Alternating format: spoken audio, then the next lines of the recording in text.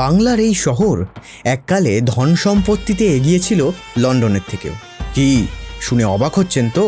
এ কথা আমি নই, বলেছিলেন স্বয়ং লর্ড ক্লাইভ। তার মতে 18 শতকের বিশ্বের অন্যতম শ্রেষ্ঠ শহর লন্ডনকেও আয়তন, জনবহুলতা এবং ধন সম্পত্তিতে ছাপিয়ে গিয়েছিল এই শহর। তবে আজ তার সব কিছুই শুধুমাত্র ইতিহাস হয়ে রয়ে গেছে। এই শহরের প্রত্যেকটি কোণায় লুকিয়ে আছে চরম দেশপ্রেম এবং বিশ্বাসঘাতকতার গল্প। আজ আমরা জানব বাংলার সেই প্রাচীন রাজধানী মুর্শিদাবাদের উত্থান ও পতনের অজানা কাহিনী।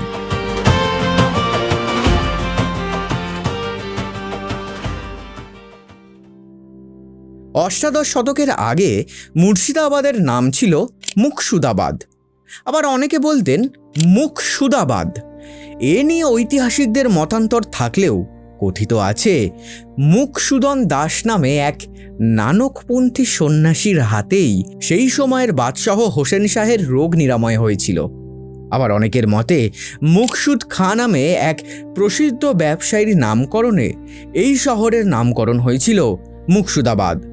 এরপর 1704 সালে মুর্শিদকুলি খাঁ যখন তার দেওয়ানির দপ্তর ঢাকা থেকে এখানে সরিয়ে আনেন, তখনই নবাবের নাম অনুসারে নাম হয় মুর্শিদাবাদ, যা প্রথম পাওয়া যায় 1705 সালের পুরনো মুদ্রায়।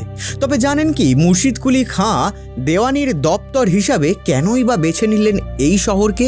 এর অন্তরালে রয়েছে তার বিচক্ষণতা এবং তীক্ষ্ণ বুদ্ধি। আসলে ভাগীরথী নদীর তীরে বাংলা, বিহার এবং উড়িষ্যার মাঝে অবস্থিত এই শহর ছিল ব্যবসা বাণিজ্যের প্রাণকেন্দ্র। নবাবী আমলে এখানকার রেশম ছিল বিশ্ববিখ্যাত। তখনকার দিনে শ্রেষ্ঠ মসলিনের নাম ছিল আভরণ। মাত্র 5 ভরি ওজন হলেও এর একখানার দাম ছিল 400 টাকা, যা দিয়ে 7 বার শরীর ঢাকলেও সম্রাটের মনে হতো শরীর অনাবৃত। এই বিশাল নগরী জুড়ে ছিল অসংখ্য প্রাসাদ এবং অট্টালিকা। এখানে ছিল সিরাজের হীরাঝিল প্রাসাদ, ঘসেটি বেগমের মতিঝিল প্রাসাদ, জগৎ শেঠের সুবিশাল প্রাসাদ।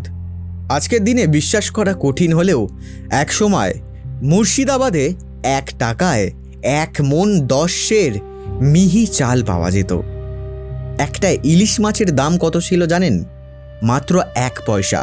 ভাবতে ভীষণ অবাক লাগছে, তাই না? এত কম দামে এত কিছু পাওয়া যেত। 1 মণ গাওয়া ঘি পাওয়া যেত মাত্র 27 টাকায়। 3 মণ গমের দাম ছিল 1 টাকা। কলকাতা থেকে 2.5 তোলা চিঠি মুর্শিদাবাদে পাঠাতেও খরচ হতো 2 আনা। বর্গীর আক্রমণও মুর্শিদাবাদের এই জৌলসকে নষ্ট করতে পারেনি। কিন্তু ভাগ্যের কি নির্মম পরিহাস! পলাশী যুদ্ধের পর ইংরেজদের দাপট বাড়তে থাকে। একটি একটি করে প্রায় সবগুলি সরকারি দপ্তর কলকাতায় স্থানান্তরিত হতে শুরু করে দেয়। এমনকি এই শহরে গড়ে ওঠা বাংলার বৃহত্তম টাকশালটিও সরকারি আদেশে বন্ধ করে দেওয়া হয়। টাকশালের সমস্ত যন্ত্র পাঠানো হয় কলকাতায়। এদিকে মুর্শিদাবাদ ডুবতে থাকে, ওদিকে কলকাতা গড়ে ওঠে। নিশ্চিহ্ন হয়ে যায় মুর্শিদাবাদের গৌরবময় মুর্শিদকুলি খাঁর প্রাসাদ, চেহেল সেতুন, ফারহাবাগ, রোশনীবাগের সৌন্দর্য। সিরাজের প্রিয় হীরাঝিল প্রাসাদ আজ ভাগীরথী নদীর তলায় বিলীন। এমনকি ঘসেটি বেগমের মতিঝিল প্রাসাদও তলিয়ে গেছে মহাকালের গর্ভে। জগৎ শেঠের পুরনো ভিটে গরমের দুপুরে এখন শুধুই ঘুঘুর ডাক শুনতে পাওয়া যায়। আজকের মুর্শিদাবাদ যেন ইতিহাসের এক মলিন স্মৃতি।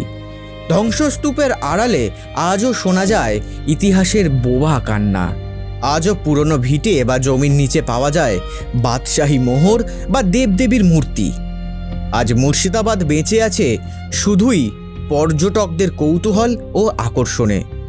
আচ্ছা, আপনি কি কখনো মুর্শিদাবাদ গিয়েছেন? সেই ঐতিহাসিক মুহূর্তগুলো কি আপনাকে কখনো আবেগপ্রবণ করে তুলেছে? কমেন্টে আমাদের জানান। বাংলার এরকম আরও রোমাঞ্চকর ইতিহাস জানতে আমাদের চ্যানেলটি সাবস্ক্রাইব করুন। ভালো থাকবেন, সুস্থ থাকবেন, আর কেমন লাগলো আজকের ভিডিওটি জানাতে কিন্তু একদম ভুলবেন না। নমস্কার।